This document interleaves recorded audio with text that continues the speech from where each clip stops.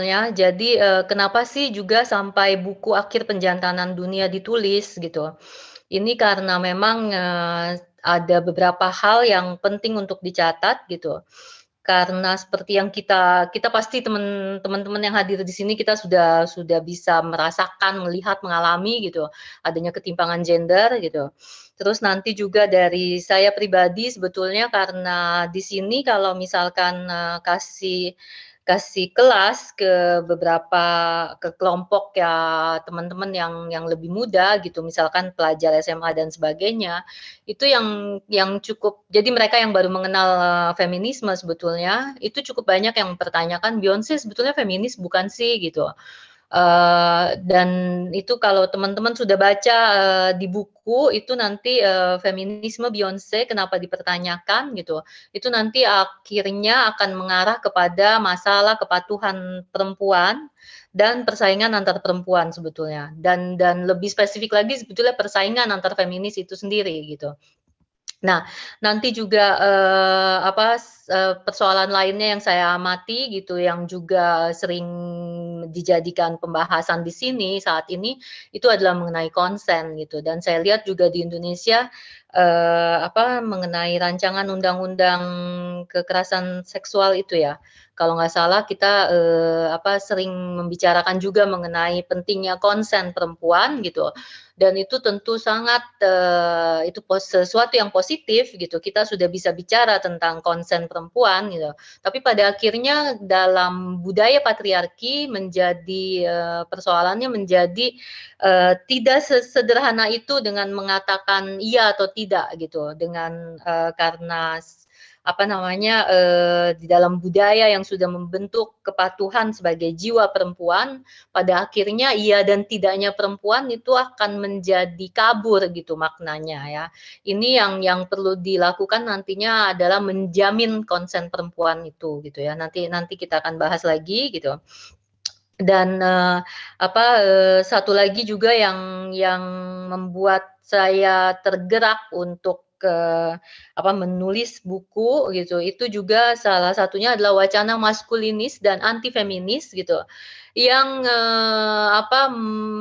belakangan ini merebak ya sepertinya gitu dan, saya sempat dengar dari beberapa teman yang di Indonesia gitu, masalah, mengangkat galon gitu, masalah apalagi itu yang masalah cuti menstruasi, cuti melahirkan gitu, kok kok minta sih perempuan minta cuti melahirkan, kok ini, kok itu gitu ya. Dan persoalannya memang tidak semudah itu untuk dipahami pada akhirnya gitu, kalau teman-teman sudah baca bukunya gitu.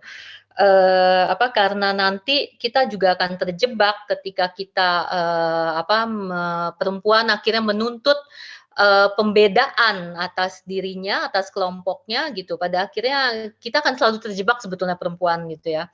Jadi, kita terjebak dalam, mengglorifikasi maternitas gitu, mengglorifikasi, tubuh tubuh itu sendiri gitu, yang sebetulnya tubuh itu sendiri yang dijadikan penindasan kan gitu, yang dijadikan akar penindasan itu sendiri oleh oleh patriarki gitu. Dan, yang menjadi lebih penting lagi buat saya itu sebetulnya ketika wacana yang maskulinis ini dan anti feminis gitu, itu merebak sebetulnya di kalangan orang-orang dalam tanda kutip, biasa, dalam tanda kutip biasa yang tidak yang bukan pelaku kekerasan gitu kan, yang perempuan-perempuan dan bukan hanya laki-laki maksud saya, tapi juga, perempuan. Nanti kita akan bahas ini lebih banyak sebetulnya, pada pertemuan kedua ya di sejarah, misogini. Nah, yang juga di saat ini di Prancis sebetulnya ya, entah, apakah di Indonesia ini muncul gitu, ini yang disebut dengan neofeminis. Sebetulnya neofeminis itu sendiri tidak ada masalah dengan neofeminis gitu, hanya julukan yang diberikan orang-orang untuk kelompok feminis hari ini sebagai neofeminis, sebagai feminis baru gitu ya. Sebetulnya tidak ada, tidak ada betul-betul persoalan, tetapi, ketika akhirnya nanti muncul satu buku, yang dan beberapa buku lainnya sebetulnya yang nanti akan menimbulkan pemikiran bahwa kelompok feminis hari ini membenci laki-laki gitu. Dan dan ini sebetulnya dibilang neo-feminis karena kelompok feminis ini baru dalam tanda kutip punya perspektif yang baru gitu.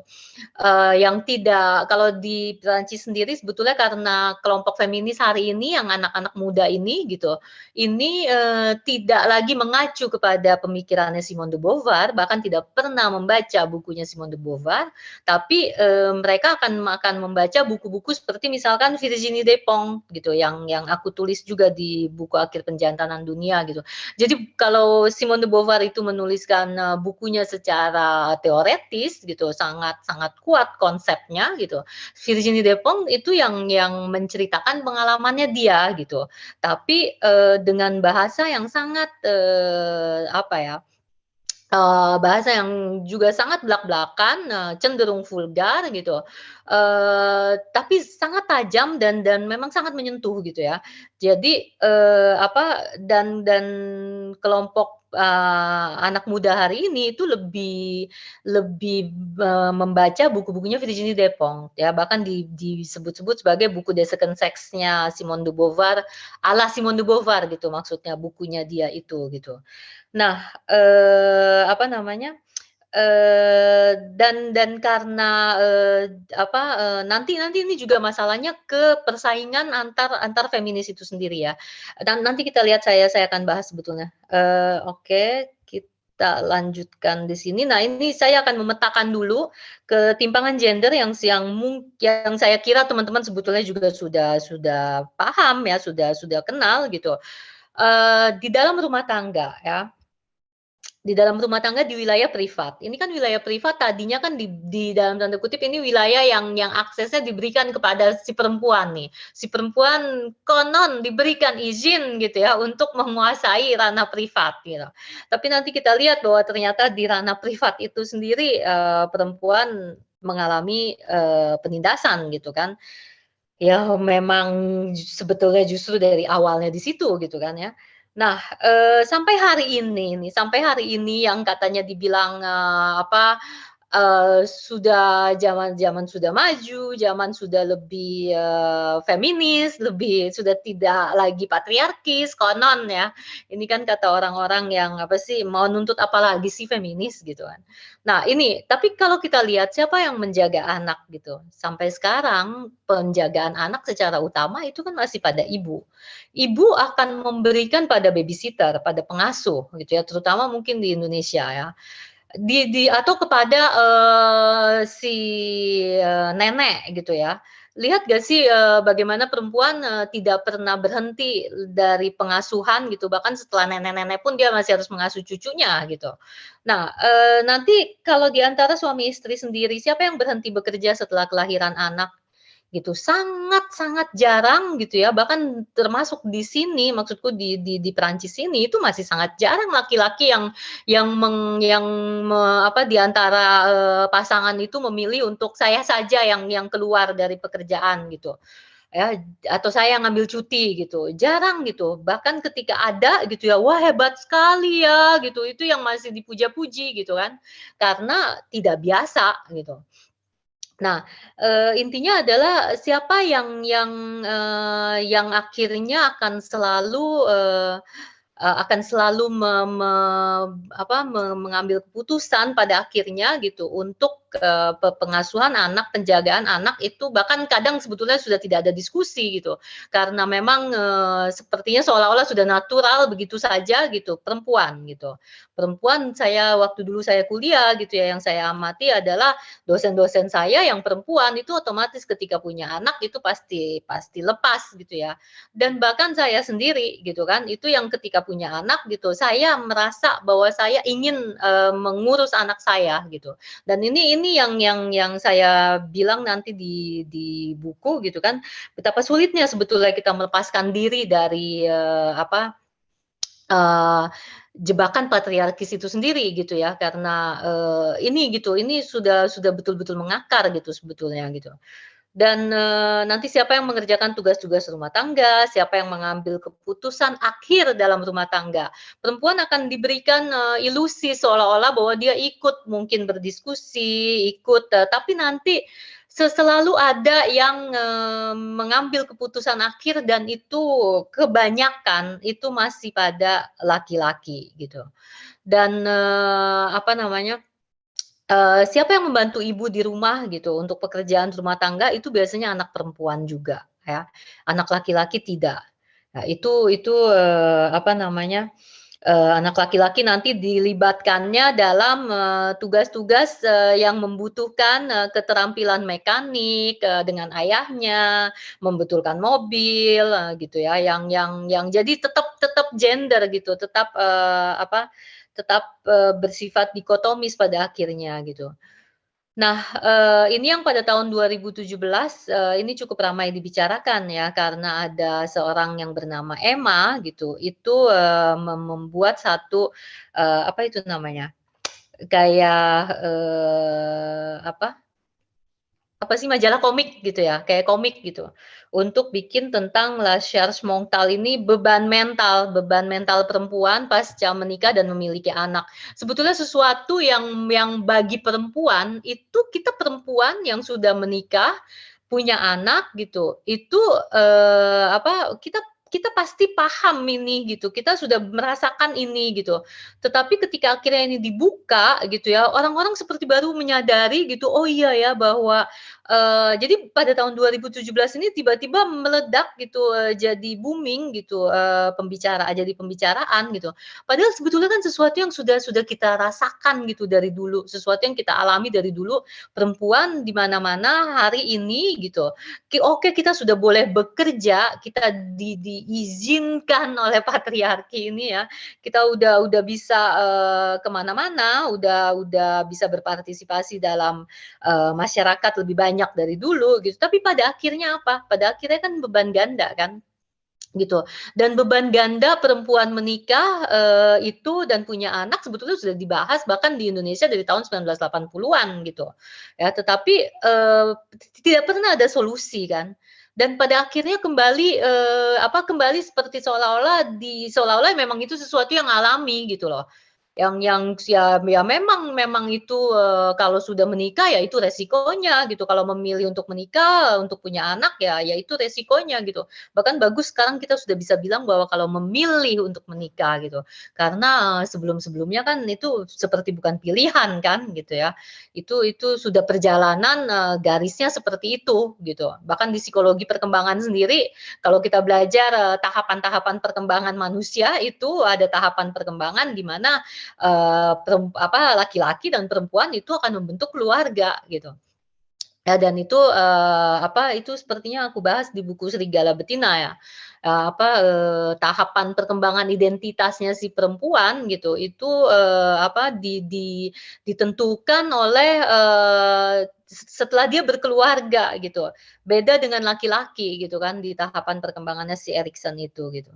Nah ini semua yang nanti juga, bahwa kita mungkin tidak pernah mempertanyakan gitu dan tidak pernah kepikiran mungkin ya bahwa bagaimana patriarki sebetulnya sudah membentuk, sudah mengkonstruksi cinta sedemikian rupa gitu dan nanti pada akhirnya cinta yang sesuatu yang indah kan gitu. Tapi nanti pada akhirnya akan membawa, ke dalam, kesengsaraan dalam tanda kutip, ke dalam, luka-luka gitu kan, kekecewaan gitu, bahkan lebih dari itu kan, kekerasan dalam rumah tangga gitu. Mmm. Nah, dalam pekerjaan ya, profesi pendidikan gitu, ini ruang publik nih, sekarang katanya perempuan masuk kan ke sini gitu, ke ruang publik gitu. Tapi, kita seolah-olah kayak dibodohi patriarki ya, maksudnya seperti kayak misalkan wacana-wacana anti, feminis itu kan, ya mau apa lagi gitu, perempuan tuh udah boleh kerja, perempuan udah bisa S2, S3 gitu kan. Dan seterusnya gitu ya. Tetapi sebetulnya gitu kalau kita mau bongkar kembali gitu, sekarang jumlah perawat laki-laki dengan jumlah perawat perempuan, bagaimana bedanya gitu proporsinya, ya rasionya maksudku. babysitter laki-laki gitu, apakah kita temukan gitu. Termasuk, kalau di sini kan banyak tempat penitipan anak gitu, di sekolah juga biasanya, kita kasih, ke penitipan anak tapi di sekolah gitu ya. Jadi nanti, sekolah yang meneruskan gitu dari ketika sekolah selesai itu langsung diambil alih sama, yang namanya asisten guru sebetulnya, tapi itu nanti yang akan, menjaga anak-anak kita gitu, ya. Dari, berapa ya, dari 8 pengurus di sekolah anak saya gitu, itu hanya ada satu laki-laki misalkan. Ya dan itu saja baru 2 tahun ini gitu ya, sebelumnya ya perempuan semua gitu. Dan di beberapa tempat kadang tidak ada laki-lakinya juga gitu. Nah, apa namanya, sopir dan kita ada sopir dan ada asisten rumah tangga gitu. Kenapa asisten rumah tangga yang di dalam rumah itu selalu perempuan gitu. Ya, dan sopir yang menjadi sopir keluar, mengendarai mobil mesin gitu kan, karena mobil dari dulunya kan sebetulnya memang dilekatkan sebagai milik laki-laki gitu. Sesuatu yang bersifat mesin, teknologi itu laki-laki gitu. Dan, sopir ini gajinya seringkali justru lebih besar daripada si, asisten rumah tangga yang bukan ngendon ya, maksudku yang tinggal di rumah gitu, kadang nggak ada jam kerjanya, saya nggak tahu sekarang bagaimana di Indonesia gitu kan. Tapi kan, mereka kayak dalam kebanyakan, keluarga gitu, sepertinya seolah-olah harus siap sedia gitu sampai jam 12 malam kalau perlu dibangunin gitu untuk, "Itu si anu lapar tuh," gitu, "tolong bikinin apa kek," gitu dan seterusnya gitu ya. Itu seolah-olah mereka harus siap sedia dan gajinya tetap lebih rendah gitu kan daripada, gaji sopir dalam tanda kutip seperti itu. Dan, perawat segala sesuatu yang sifatnya, kita tahu kan gitu, perawat itu akan selalu dibandingkan dengan dokter. Dokternya kebanyakan laki-laki gitu. Ya dan sampai sekarang kalau kita disuruh milih gitu, kita apa ya namanya ya, mmm, oh iya kita nggak membedakan tuh antara dokter laki-laki dengan dokter perempuan gitu. Tapi ketika misalkan kita disuruh milih, mau ditangani oleh siapa gitu, untuk kasus-kasus bedah yang berat dan sebagainya, kita seperti seolah-olah kita akan milih dengan laki-laki gitu. Begitu juga nantinya, dengan sopir gitu, kalau disopirin, sama yang mengemudikan itu laki-laki, perempuan merasa lebih aman gitu, apalagi laki-laki gitu ya. Ini, kita bicara sesuatu yang sifatnya umum ya, pada akhirnya nanti mungkin, "Oh saya kok nggak gitu," "Saya nggak gini," gitu. Kita bicara yang umum ya teman-teman. Nah, eee perhatikan, tidak teman-teman di sini. Jadi kalau misalkan, apa namanya, sesuatu yang sifatnya, merawat, mengurus gitu kan, sesuatu yang dilekatkan dengan sebagai karakteristik feminin gitu, pada akhirnya akan dibayar lebih rendah, dihargai lebih rendah, gitu. Dan karena dihargai lebih rendah, di sisi lain laki-laki dituntut sebagai kepala rumah tangga. Laki-laki dituntut sebagai, yang apa sih, ya kalau kalau istri bekerja syukurlah, itu bisa jadi tambahan, itu bisa jadi ini, bisa jadi itu, gitu ya. Tapi tetap beban utama kita berikan kepada laki-laki, gitu. Yang laki-laki pada akhirnya nanti akan menjadi apa, sampai hari ini ketika anggap saja laki-laki dan perempuan kehilangan pekerjaan ya. Siapa yang ketika kehilangan pekerjaan akan menjadi lebih stres gitu, yang akan lebih mempengaruhi kehidupan rumah tangga, itu tetap laki-laki gitu. Karena seolah-olah ketika laki-laki kehilangan pekerjaan itu seolah-olah kehilangan hidupnya gitu. Sementara si perempuan itu selalu ditempatkan sebagai yang, apa sih, penopang saja gitu, yang pendukung gitu sifatnya gitu. Nah, ketika akhirnya maksudku di sini tadi sebetulnya karena laki-laki selalu dilekatkan sebagai penanggung jawab utama di dalam rumah tangga gitu. Sekarang laki-laki mana ketika dia tahu bahwa dia harus menghidupi keluarganya gitu, akan memilih, pekerjaan, kalau dia boleh memilih, dia akan pilih pekerjaan yang gajinya lebih besar toh, gitu. Ya dan siapa yang mau masuk ke ranah perempuan gitu pada akhirnya ketika dihargai lebih rendah gitu. Tetapi di sisi lain gitu Dan ini yang sebetulnya, apa, kalau teman-teman baca buku, sudah baca bukunya gitu ya, saya tekankan sekali lagi bahwa ketika apa, ketika diangkat ke empati sebagai keutamaan perempuan gitu, itu keutamaan perempuan hari ini ya teman-teman, karena, dengan konstruksi patriarki sedemikian rupa gitu, perempuan itu pada akhirnya juga kan mencari celah gitu untuk memberontak, untuk mengambil alih kembali kepemilikan atas dirinya gitu. Dan kita di sini penting untuk menekankan keutamaan perempuan. Tetapi yang perlu ya saya tekankan adalah bahwa empati, atau apa itu nilai-nilai kemanusiaan gitu. Dalam arti bahwa dan empati itu membutuhkan kecerdasan ya gitu, itu bukan sesuatu yang mudah gitu dan empati, sesuatu yang sifatnya bisa dilatih gitu. Jadi sebetulnya, kita harus berhati-hati ketika kita melekatkan sesuatu pada, yang feminin gitu, itu dalam budaya patriarki, dalam ideologi kejantanan itu akan selalu lebih rendah. Jadi hati-hati dengan itu gitu. Ya ini dan ini kita tidak akan apa namanya, kita tidak akan, bisa keluar dari persoalan ini gitu. Karena, yang terjadi hari ini di Prancis kita mencoba untuk, apa, menempatkan laki-laki gitu, membuat laki-laki tertarik untuk masuk ke ranah perempuan gitu. Supaya nantinya ada percampuran gitu, supaya tidak lagi, karena ini dia memberikan nilai rendah kepada sesuatu yang sifatnya feminin ini yang sebetulnya harus kita hapuskan gitu dan ini sangat-sangat sulit gitu. Ya seperti kita kita lihat ya pilot pramugara gitu kan, pramugara berapa banyak tapi pilot, ada nggak pilot perempuan gitu ya.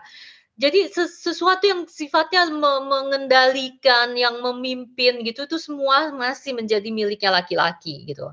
Ya, peneliti, penulis gitu, semua gitu ya, penulis ketika, oh penulis esai, penulis filsafat gitu, itu dimaknai secara berbeda dengan, ah dia hanya menuliskan pengalaman hidupnya gitu, si perempuan mah hanya menuliskan pengalaman hidupnya saja gitu dibalur-balur dengan, apa namanya, dibungkus dengan teori-teori gitu kan.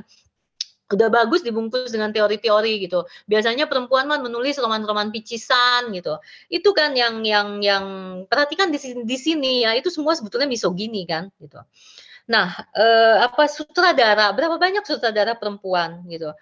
Dan ketika sutradara laki-laki yang mengarahkan gitu, sekarang perempuan pun kita, sudah aku bahas juga di buku ya, kalau kita bicara tentang tatapan laki-laki gitu, karena tatapan laki-laki sendiri dimiliki oleh perempuan di dalam budaya patriarki ini.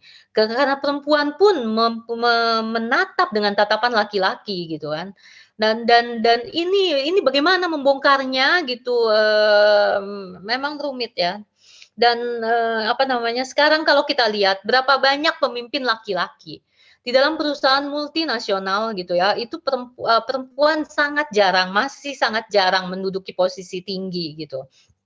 Nah, apa paling paling masuk, "Ah, banyak kok perempuan yang jadi manajer sekarang." Iya, level manajer iya, tapi level direktris gitu kan masuk ke apa namanya, itu tidak gitu, apa, Se dalam bahasa Perancis gitu ya, itu lebih sensitif sebetulnya. Dalam arti bahwa kita ada perbedaan antara, kata yang laki-laki dan perempuan. Beberapa profesi itu sampai sekarang tidak ada kata perempuannya gitu, secara khusus. Jadi kayak misalkan, kalau lurah gitu ya, kalau kita bilang lurah saja itu mengacu kan kepada laki-laki, tapi mengacu kepada semua gitu. Jadi kalau misalkan ternyata sekarang kan sudah cukup banyak akhirnya perempuan, yang menjadi, diangkat menjadi wali kota maksudku ya, kayaknya kesamaannya sebetulnya dengan wali kota. Ya, sekarang ada beberapa perempuan yang menjadi wali kota, itu kan disebut ditambahin di depannya itu kata nyonya gitu. Jadi untuk menekankan bahwa dia yang menjadi wali kota ini adalah si perempuan gitu. Nah, politikus laki-laki dengan perempuan ini sampai hari ini debat-debat di televisi Prancis ya, Mari kita libatkan perempuan gitu kan, kita ambil, politikus perempuan gitu, oke debat gitu. Tapi ketika debat gitu, itu jarang sekali perempuan diberikan, kesempatan untuk bicara gitu ya. Kalau kalau si perempuannya tidak cukup agresif dalam tanda kutip untuk bicara gitu, itu dia akan tenggelam gitu. Ya, ini kita sudah tahu semua gitu ya, yang main, rupting lah apa segala macam gitu ya. Nah, apalagi ya, yang bisa disampaikan di sini juga adalah bahwa ketika perempuan memasuki ranah maskulin gitu, itu dia harus mengambil karakteristiknya laki-laki gitu loh. Ya, untuk bisa ditempatkan di posisi yang tinggi gitu. Dia dia harus berjuang dengan itu gitu. Dia harus berjuang dalam tanda kutip seperti mengabaikan, menanggalkan gitu karakteristik yang dilekatkan kepada dia sebagai feminin gitu. Dia harus mengambil nilai-nilai yang diadopsi sebagai nilai-nilai maskulin di dalam masyarakat ini gitu. Nanti, perbedaan aktor dengan aktris gitu ya, kita kita akan lihat nanti. Nah, ini semua gitu kan, kenapa ada pembagian pekerjaan gitu. Ya, kenapa gitu? "Oh, kan sekarang udah enggak kok," gitu kan, "itu, anak-anak sekarang udah bisa milih, kuliah terserah," gitu kan. "Udah cukup banyak perempuan yang masuk ke teknik, udah cukup banyak sudah cukup banyak," gitu ya. "Sudah ada perempuan yang begini, sudah ada perempuan yang begitu," dan itu selalu disebutnya sebagai pengecualian. Itu adalah eksepsional gitu kan, luar biasa gitu. Oh, nanti akan disorot di TV gitu kan, diwawancarai gitu, "Bagaimana rasanya menjadi perempuan pertama yang ini?" Gitu kan. "Bagaimana rasanya menjadi perempuan, di antara laki-laki?" Gitu kan. Dan tidak pernah jadi norma dan selalu dengan dinamika yang berbeda, ya. Dengan dinamika yang berbeda itu tadi misalkan seperti Simone de Beauvoir dulunya kan dia selalu bangga gitu disebut sebagai, apa namanya, berhati perempuan, berotak laki-laki dan akan dipuja-puja sama si Sartre, dengan rayuan yang sama gitu ya. Dan dia masuk dalam jebakan itu gitu kan. Karena dia dia juga kan belum paham kan akan masalah itu kan sampai nantinya dia menulis buku, yang akhirnya akan membuat buku yang membuat dia akhirnya menjadi feminis gitu ya. Buku The Second Sex itu. Nah, jadi bukan buku yang ditulis oleh seorang penulis feminis sebetulnya, tapi buku yang akan membuat penulisnya menjadi feminis gitu.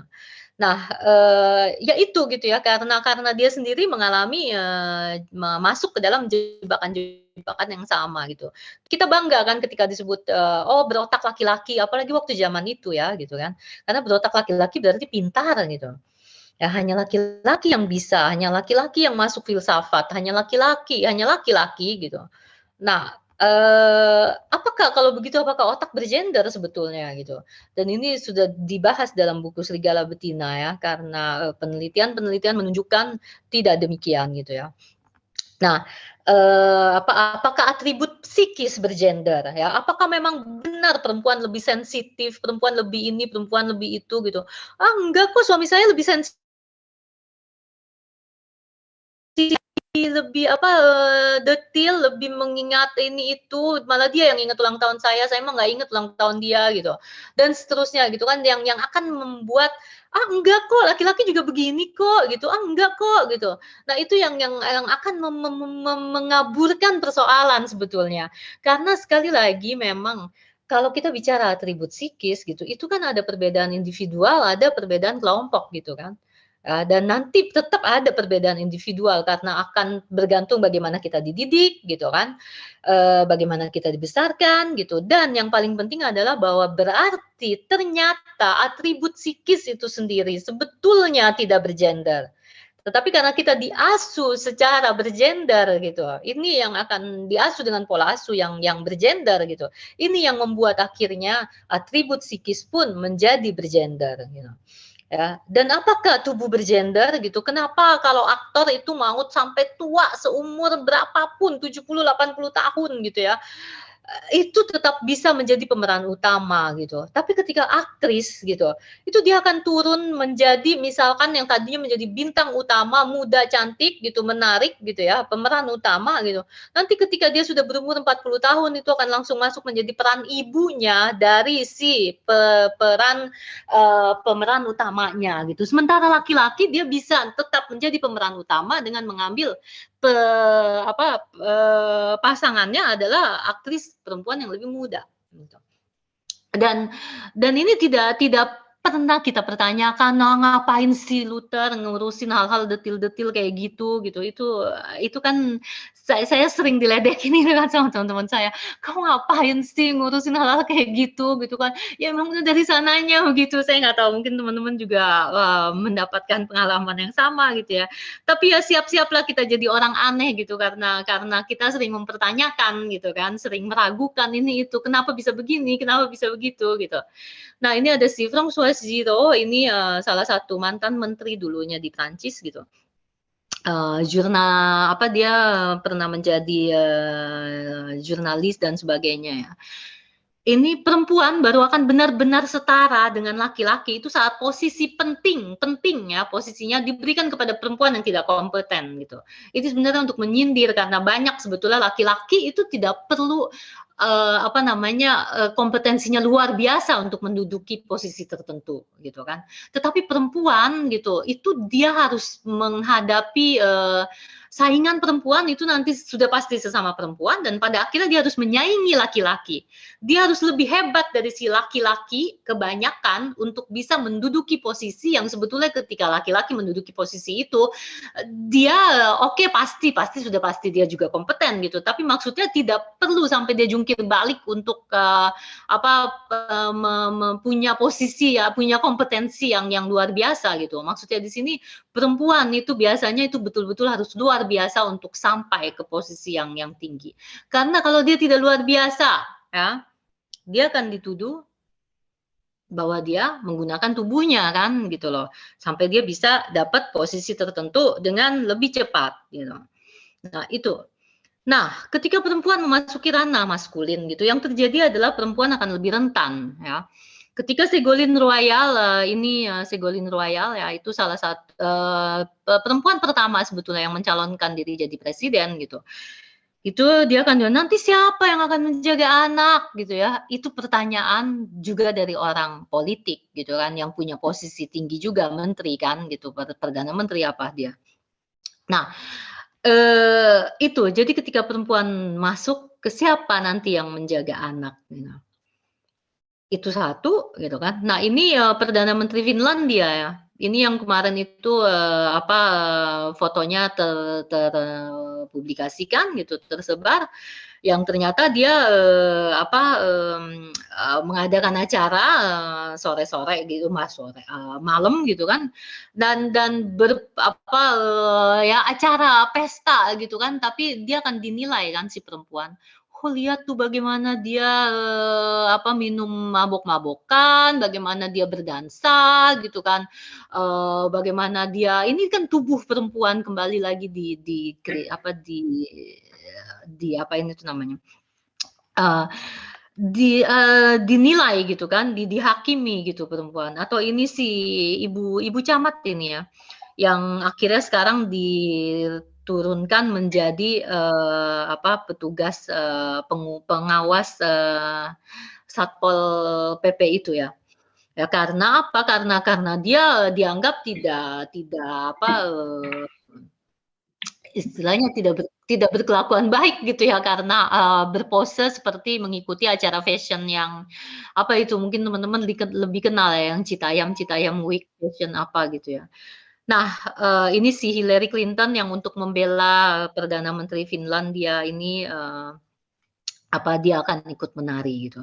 Nah ketika perempuan memasuki ranah maskulin, itu sulit ya, dia akan mendapatkan, eee, apa si laki-laki itu kelompok laki-laki akan menuntut bahwa, "Kok apa, apakah kamu memang pantas gitu ada di posisi itu gitu, dan tunjukkan bahwa kamu pantas, tentu saja gitu, dan dari perempuan juga kan gitu kan, tunjukkan, buktikan bahwa kamu nyampe ke situ bukan karena kamu menjual tubuh kamu gitu, ya itu, dan nantinya akan diserang, kanan kiri gitu kan. Nah, ini kalau teman-teman ingat waktu zaman sepak bola itu tahun berapa itu ya, si presidennya Kroasia ya, si Kolinda Grabar-Kitarovic ini, ya, yang masuk ke dalam, artikel-artikel gitu ya, di koran dan di media maksudku gitu ya, itu adalah bagaimana dia begitu taktilnya memeluk sana sini, mencium sana sini gitu ya, jadi itu yang masuk ke media gitu kan. Dan termasuk adalah, bahwa dia berbikini gitu. Apakah ini, akhirnya nanti, oh itu ternyata bukan dia gitu.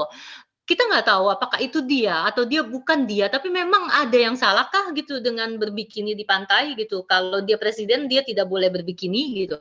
Dan apa yang mengapa ini yang dipersoalkan gitu ya, mengapa ini yang disorot gitu. Ini kan gitu, sementara lihat, ini foto-foto ini ya, tetapi orang-orang ini lihat deh bagaimana yang disorot dengan begitu jelasnya adalah foto dia memeluk laki-laki gitu. Tetapi ketika dia berpelukan juga dengan, Brigitte Macron, dia nggak ini tidak kelihatan dan tidak ditampilkan gitu ya. Ini tersembunyi gitu foto ini gitu. Nah, padahal, sebetulnya bahwa memang dia, cukup ada kan orang-orang tertentu yang memang lebih lebih sifatnya lebih lebih menyentuh gitu kan, lebih, taktil gitu kan, senang apa, cukup cukup, nyaman gitu, berpelukan gitu, mungkin sangat nyaman gitu. Nah, ini gitu, dan bahwa dia melakukannya tidak hanya dengan laki-laki gitu, bukan bukan itu maksud dia gitu. Tapi itulah dia ketika si perempuan masuk ke dalam ranahnya yang maskulin. Dan ini juga kita tidak juga pernah mempertanyakan gitu, berapa banyak, perempuan yang menjadi korban, operasi plastik kan, gitu ya. Yang kita bilang adalah, "Oh lihat tuh dia, itu kebanyakan operasi plastiknya tuh, jadi jelek ya sekarang," gitu.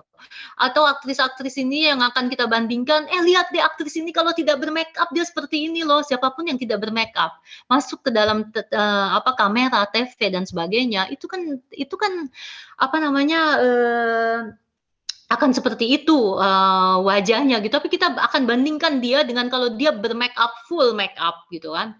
Ketika dia harus disorot di tele dan sebagainya, di TV maksudku. Ya, nah itu gitu loh, dan ketika akhirnya yang terjadi apa, kita melakukan invisibilisasi perempuan tua di dalam, media gitu, dimulai selalu dari selebriti gitu kan, dimulai dari situ kita akan melakukan invisibilisasi perempuan tua itu cukup perannya menjadi ibu atau nenek gitu, ya. Dan itu sebabnya juga Brigitte Bardot, salah satu ikon simbol seksnya Prancis waktu itu gitu ya, ketika umur 38 tahun dia yang memutuskan untuk tidak mau lagi jadi aktris gitu. Ya, tapi karena dia sudah sempat laris manis gitu ya, dia juga punya cukup banyak uang untuk, mengerjakan hal yang lain gitu.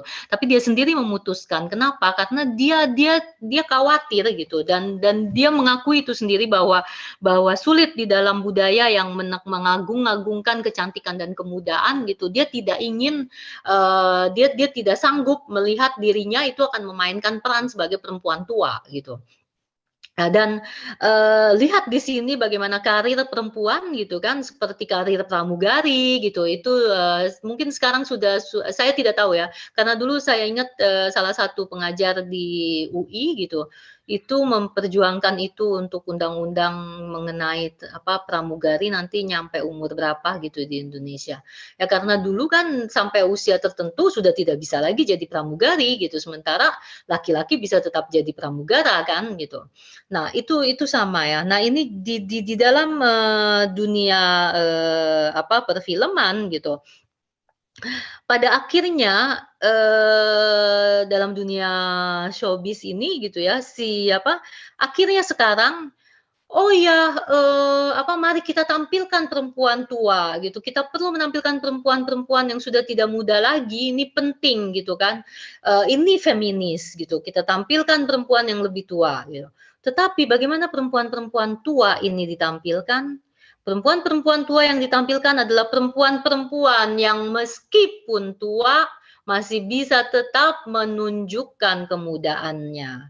Jadilah akhirnya kita diekspos nih si perempuan dan laki-laki sebetulnya gitu kan tanpa disadari kan sebetulnya. Ya, ini laki-laki tidak dapat tuntutannya secara langsung gitu. Tapi tanpa disadari laki-laki terekspos dengan, wajah-wajah muda gitu kan. Ini kan yang akan mempengaruhi konstruksi kejantanan gitu nantinya. Nah, si perempuan bagaimana dengan kita gitu, si perempuan gitu, kita terekspos langsung, terpapar langsung dengan tuntutan ini gitu. Lihat bahwa sekalipun tua dia awet muda gitu ya. Apa namanya, kata awet muda itu sendiri, itu kan lebih lekat dengan perempuan dibanding dengan laki-laki. Satu kalimat ungkapan kalimat yang digunakan di Prancis gitu, itu adalah dia, bisa menjaga, mengawetkan gitu ya. Oh dia mampu mengawetkan, tubuhnya gitu kan. Dia mengawetkan, baik-baik tubuhnya gitu dan kalau kita ngomong itu hanya ke perempuan sebetulnya, gitu. Jadi lihat bahwa kalimat-kalimat sendiri kan seksis sebetulnya dan kita tidak sadar tapi kita mengucapkan itu karena itu bagian dari perbendaharaan kita, perbendaharaan kata-kata gitu, yang memang diucapkan begitu saja gitu. Yang orang bagian dari bahasa kok gitu, dan bahasa kita sebagai makhluk yang bicara kan gitu, makhluk yang bicara ya kita bicara, kita menggunakan bahasa-bahasa yang digunakan di dalam masyarakat gitu. Dan tanpa sadar kita sebetulnya sedang melanggengkan, patriarki gitu. Nah, jadi, tubuh perempuan itu sudah aku bahas di buku ya, itu digunakan dinilai itu berdasarkan penggunaan. Jadi sudah banyak digunakan gitu kan, sudah usang istilahnya gitu, sudah banyak digunakan kayak, apalagi istilah apa itu ya, turun mesin, apa segala macam gitu kan. Nah, itu semua gitu ya, kita kita nggak pernah mengatakan hal yang sama kepada laki-laki gitu, bahwa, "Oh dia korban, oh bandingkan deh dia gitu, di-make-up atau tidak di-make-up," enggak gitu. Padahal kan sebetulnya, laki-laki itu juga butuh polesan make-up kan, untuk bisa masuk supaya kelihatan wajahnya itu ketika disorot TV gitu. Ya karena ada permasalahan cahaya dan sebagainya gitu. Nah itu ya, ini juga bagaimana aktor dan, memilih, pasangannya gitu ya. Si apa namanya, Roman, Polanski ini gitu kan dengan pasangannya beda, 33 tahun, Richard Gere dengan pasangannya itu, dia lebih tua 34 tahun. Ini mantan suaminya Monica Bellucci, Vincent Cassel. Ini dengan si Tina itu 30 tahun gitu, yang, usia anaknya dengan usia istrinya yang sekarang itu hanya beda 6 tahun gitu. Dan ini hanya contoh ya gitu. Jadi ini yang perbedaannya paling minim itu 17 tahun gitu ya. Tapi kita kita lihat di sini gitu, ini seperti menjadi ya biasalah gitu kan laki-laki dengan perempuan yang lebih muda biasa gitu. Nah, dan ini bahkan si Roman Polanski kan ini sedang dalam kasus proses kasus pemerkosaan kan ya, karena dia banyak korbannya sebetulnya. Lalu, akhirnya sekian lama diam gitu, istrinya bicara, masuk ke TV gitu, disorot dengan, edisi khusus gitu. Dan yang dia katakan apa, "Semua perempuan itu, sebetulnya mau tidur dengan suami saya," gitu.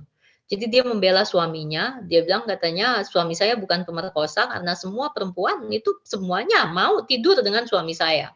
Itu kalimat yang persis yang kalimat yang dia ucapkan gitu ya. Nah ini sekali lagi ya, jadi perempuan dengan sesama perempuan gitu, pada akhirnya sulit gitu sebetulnya kita kita, "Ayo mari kita tingkatkan persaudaraan antara perempuan," gitu. Itu sebabnya gimana kita harus membongkar dulu, mengupasi, menguliti dulu gitu ya, sebelum nanti kita bisa ucapkan kalimat itu gitu. Mmm, Nah ini, apa namanya, perhatikan bagaimana bahwa si, si perempuan-perempuan ini gitu, tidak perlu si laki-laki tidak perlu menutupi ketuaannya, gitu ya. Mereka bangga dengan rambut putihnya gitu, karena rambut putih melambangkan kecerdasan, melambangkan kebijaksanaan gitu, untuk mereka, gitu.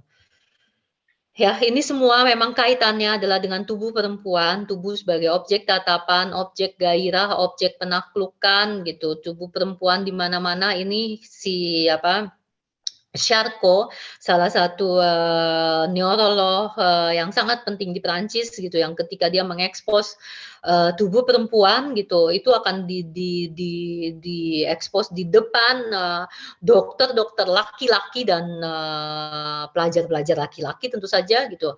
Benar-benar diekspos dan dibangkitkan, distimulasi untuk muncul gejala epilepsinya itu, gejala histeriknya dengan epilepsi gitu.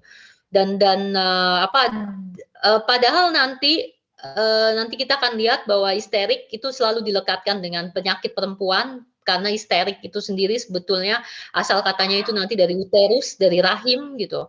Dan kita akan lihat bahwa ternyata sebetulnya ini bukan penyakit feminin karena laki-laki pun mengalami gitu. Tetapi, memang tidak banyak laki-laki yang mengalami, nanti ada kekhasannya sendiri gitu. Ya, tetapi kalau memang tidak banyak laki-laki yang mengalami, kenapa tidak laki-laki yang diekspos? Toh lebih luar biasa kan gitu, karena ada kasus, yang apa, oh ya tidak banyak tapi mengalami gitu kan, lebih lebih juga bisa dijadikan kasus toh gitu. Tidak gitu ya, nanti nanti kita akan bicara lebih lanjut tentang ini gitu.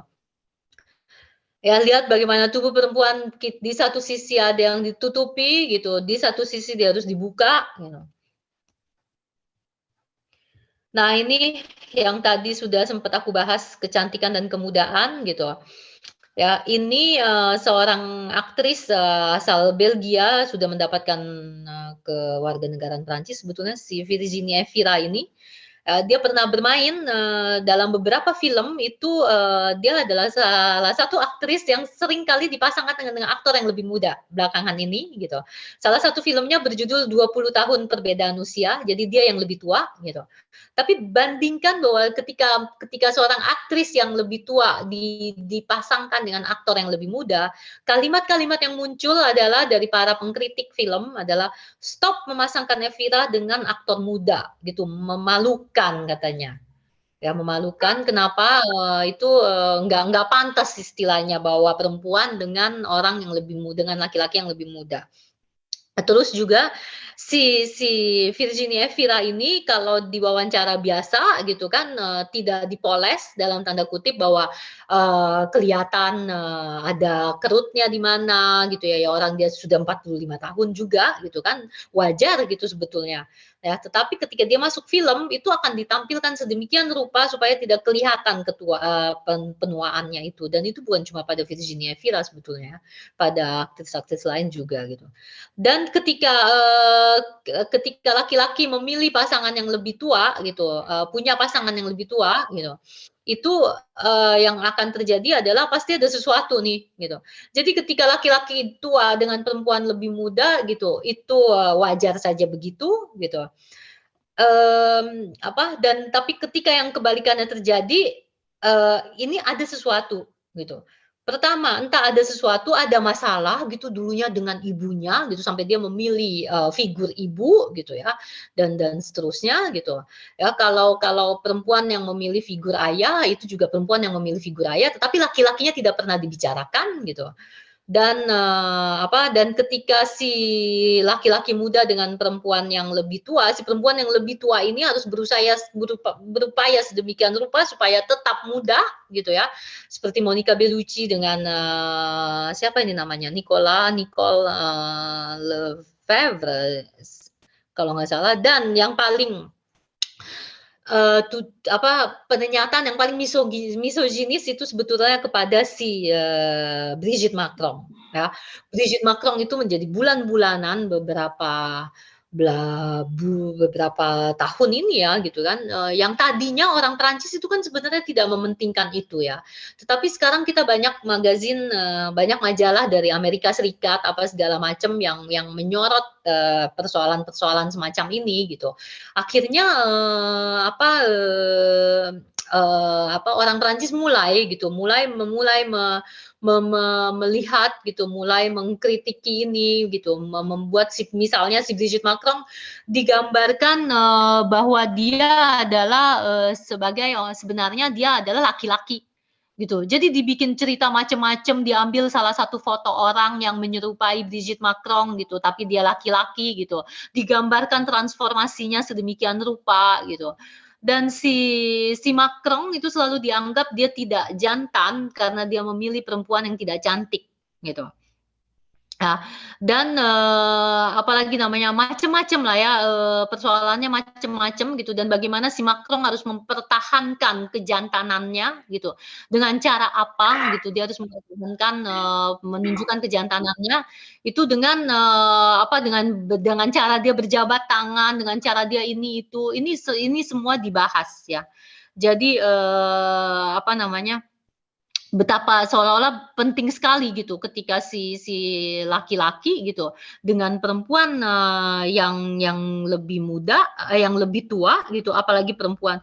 Perempuan yang lebih tua, sekalipun perempuan tua itu mungkin dulunya, masih kita bilang itu masih ada tuh sisa-sisa kecantikannya gitu kan. Kita tidak bilang masih ada sisa-sisa ketampanannya ya. Nah, tapi masih ada sisa-sisa kecantikannya sekalipun gitu. Ya, tetap, kita akan bilang itu tidak cantik kan, karena yang ada hanya sisa-sisanya gitu. Jadi perempuan jelek dan misogini gitu, itu akan kita bahas, besok gitu ya.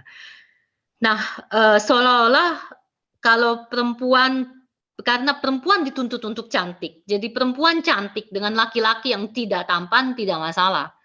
Tapi ketika perempuannya tidak cantik, itu menjadi masalah, gitu kan. Masih kenapa dia nggak mau aja sama saya ya, gitu, kenapa mau sama dia gitu, yang jelek begitu, gitu.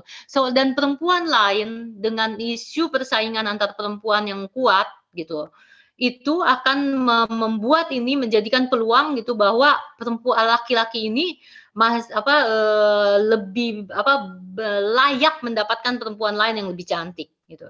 Lihat di sini kekejaman, patriarki itu kan, merajalela gitu ya. Nah, laki-laki terhadap perempuan tua gitu, itu melihat si perempuan tua seperti ibunya, ya. Dan laki-laki tua terhadap perempuan muda, tidak pernah melihatnya sebagai anaknya. Tetapi sebaliknya perempuan terhadap laki-laki muda, karena dia begitu menjiwai peran maternitas gitu, yang sudah dilekatkan kepada kita sejak berjuta-juta tahun lamanya gitu ya. Ini kita dilekatkan si perempuan sadar ataupun tidak sadar itu akan masuk ke dalam ketidaksadaran kolektif ya. Ini kita akan menjiwai peran ini, kita akan melihat laki-laki yang lebih muda itu seperti anak kita. Nah, itu sebabnya perempuan akan lebih sulit untuk jatuh cinta kepada yang laki-laki yang lebih muda karena dia melihatnya tidak sebagai objek seksual, ya. Dan laki-laki tidak pernah dijadikan pula sebagai objek seksual gitu kan. Yang dia lihat adalah ini seperti anaknya gitu.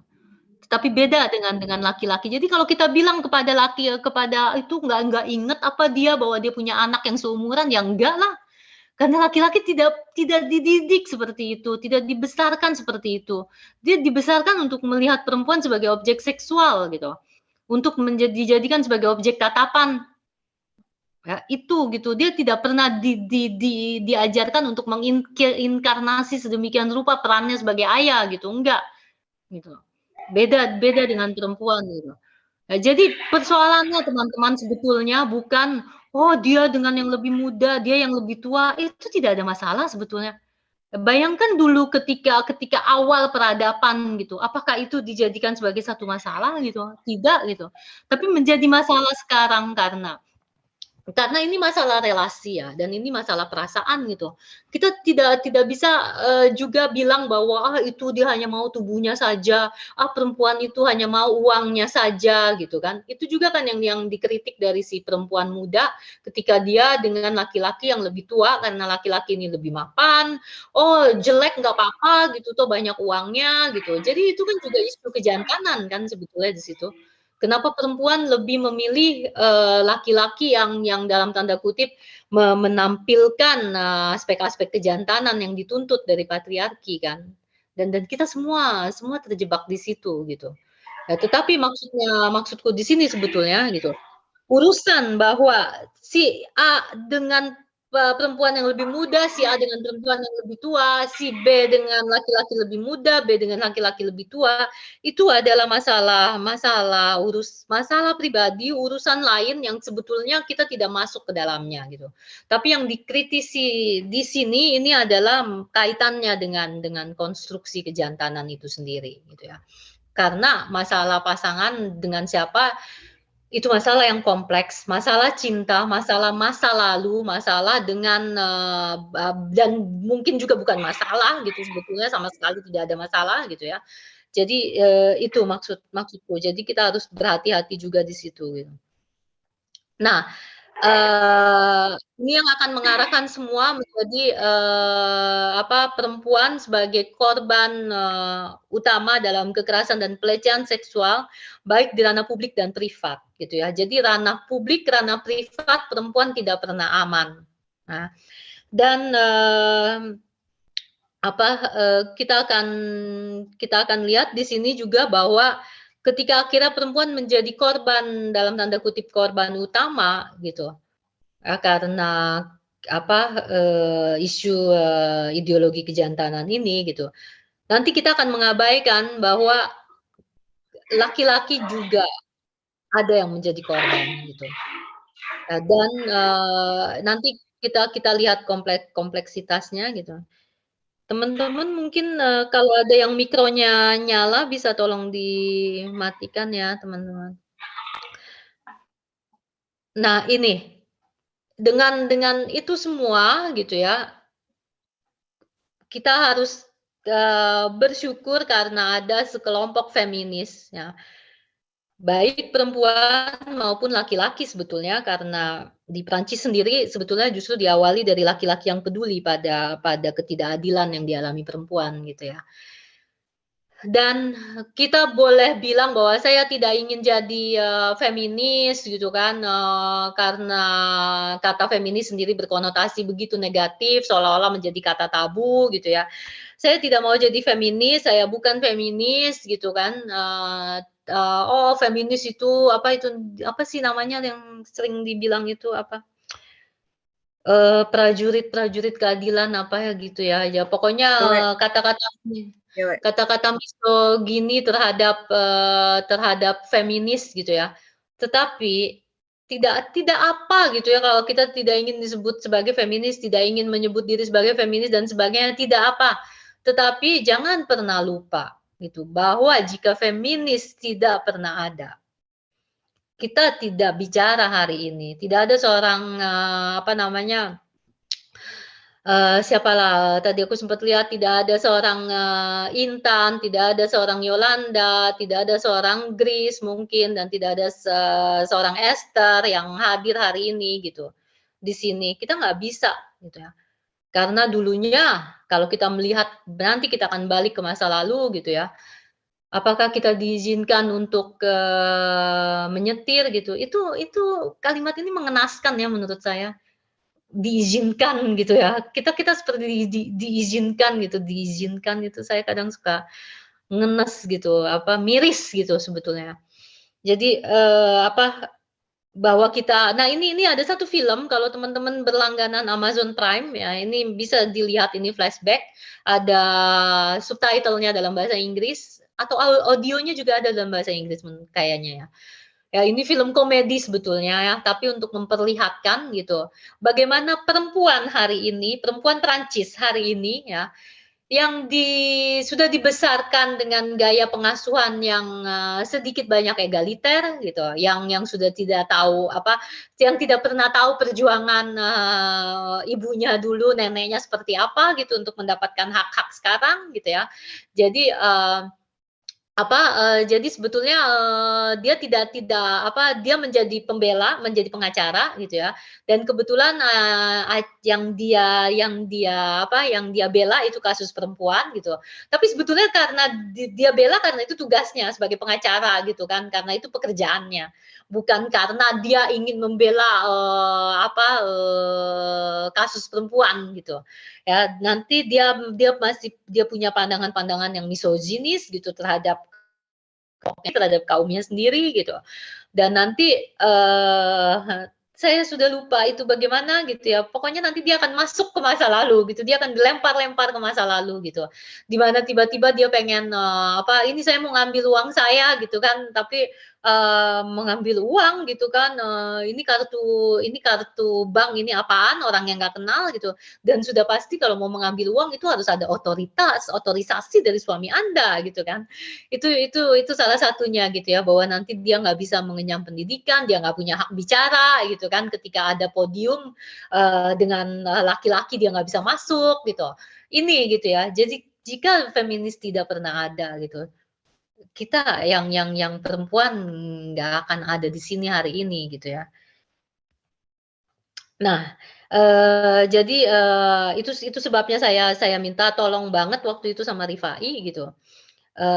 Tolong banget itu kata pengantar saya gitu, karena sepertinya kalau di media sosial itu yang saya perhatikan gitu, ketika kita mengutip, kalimat, kita akan mengutip satu kalimat, kita memenggal dan ini yang akan, disebarkan ke mana-mana gitu ya. Dan kita melupakan kalimat kalimat saya yang awal gitu loh. Ya, bahwa yang akhirnya terjadi adalah apa yang diabaikan feminisme. Iya, memang benar ada yang diabaikan feminisme gitu. Ya, tetapi kalau feminis tidak ada gitu, jadi ini tolong ya teman-teman, jadi jangan jangan, satu kalimat nanti akan dipelintir sana sini gitu. Ini, apa, sangat, resikonya sebetulnya rentan sekali gitu dengan, ucapan-ucapan, kalimat-kalimat di dalam masyarakat yang patriarkis itu satu kalimat bisa dipelintir-pelintir sebetulnya gitu ya. Nah, ini yang ingin saya tekankan gitu dan ingat, juga kalimat Simone de Beauvoir ya, cukup dengan satu krisis politik, ekonomi, ataupun agama, hak-hak perempuan akan kembali dipertanyakan, akan kembali diperdebatkan. Hak-hak perempuan tidak pernah benar-benar dimenangkan, perempuan harus tetap waspada sepanjang hidupnya. Gitu, dan ini yang terjadi kan, bahwa kita sudah ada, undang-undang aborsi aman, terus akhirnya dipertanyakan kembali gitu ya, termasuk di Prancis loh, gitu. Karena ada beberapa dokter yang kemarin itu menolak gitu untuk melakukan aborsi aman. Dan, karena kenapa gitu ya, karena disparitas terdalam sebetulnya dari tadi kita bicara tentang ketimpangan-ketimpangan gitu ya. Karena sebetulnya ada ketimpangan itu memang yang paling paling kuat itu ada hierarki sebetulnya dalam patriarki. Karena persoalan dengan patriarki bukan cuma dia membagi 2 ya, menjadi laki-laki dan perempuan, tetapi dia melekatkan semua yang lekat dengan laki, dia menghierarkisasikan maksud saya, dia membuat hierarki, semua yang lekat dengan laki-laki itu adalah yang superior, semua yang lekat dengan perempuan itu adalah yang inferior.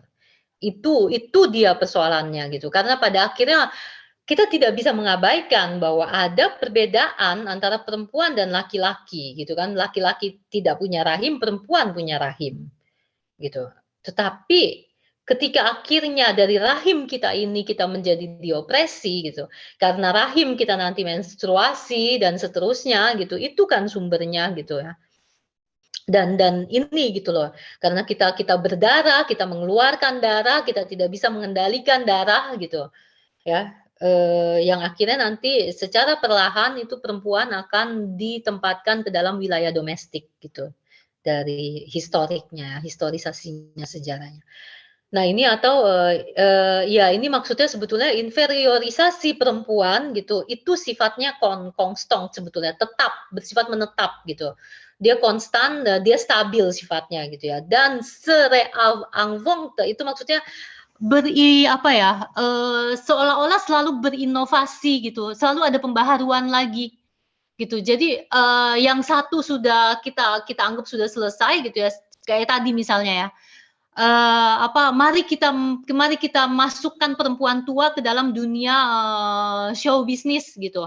Mari kita masukkan gitu, kita yang tadinya diinvisibilisasi, mari kita visibilisasi, kita kasih lihat gitu, kita kasih unjuk gitu ya.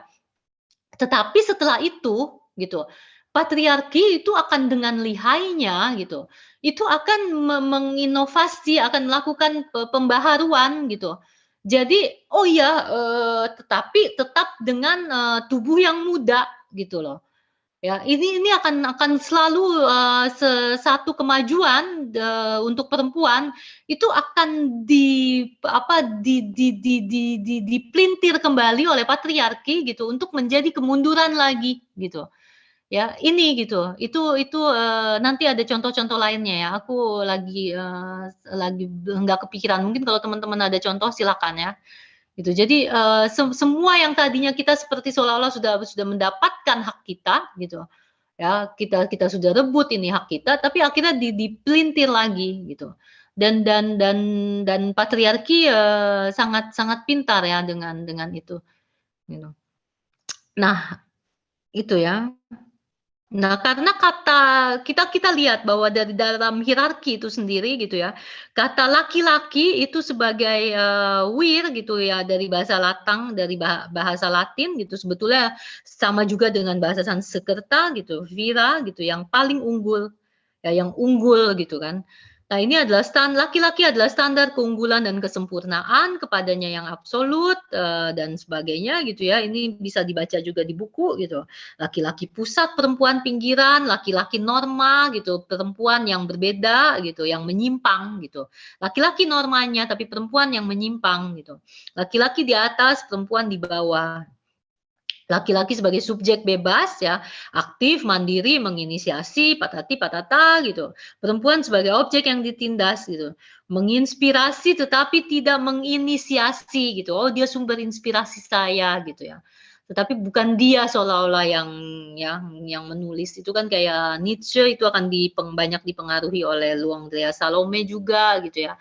Tapi, apa namanya, si Sartre itu sebetulnya banyak diskusi-diskusi dengan Beauvoir dan Beauvoir yang mengoreksi semua tulisannya dia gitu kan.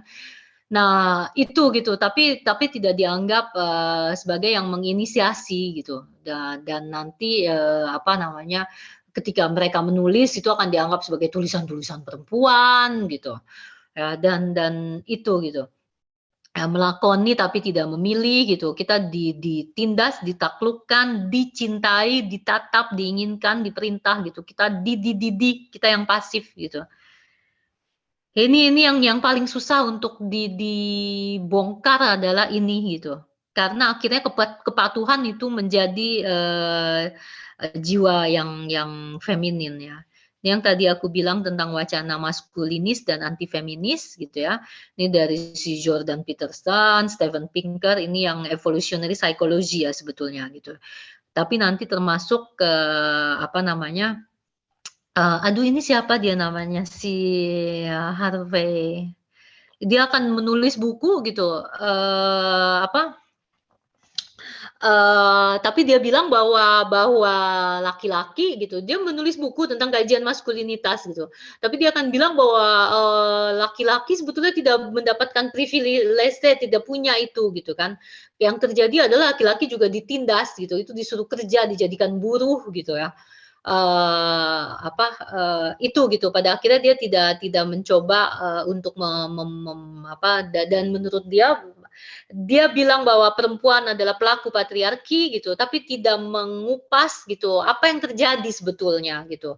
Kenapa sampai demikian? Jadi yang terjadi akhirnya dia mencoba untuk melakukan kajian maskulinitas, tapi yang terjadi adalah dia membela laki-laki dan menyalahkan perempuan gitu. Ya, wacana-wacana seperti ini banyak ya, yang laki-laki biasa saja, laki-laki biasa, bapak-bapak rumah tangga gitu kan, suami-suami yang setia gitu.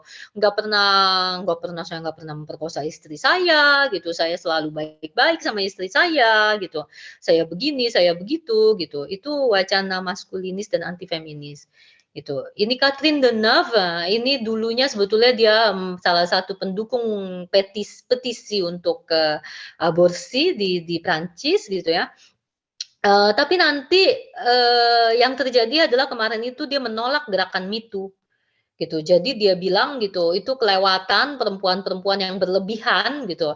Karena kan tidak semua laki-laki itu adalah pemerkosa gitu. Ada nanti kalau misalkan ada gerakan Me Too, kalau menurut dia gitu, itu nanti laki-laki menjadi tidak bisa lagi merayu perempuan, tidak ada lagi acara seduksi gitu, tidak ada lagi acara rayu-merayu. Padahal di Prancis itu apa namanya itu cukup terkenal dalam artian itu justru karena kalau kita lihat sejarahnya ya, itu nanti ada Ratu Eleanor sebetulnya yang apa itu namanya, nanti dia membawa masuk konsep cinta dan pemujaan terhadap perempuan gitu. Jadi yang perempuan dipuja-puji gitu, di lewat puisi dan sebagainya, dirayu-rayu gitu.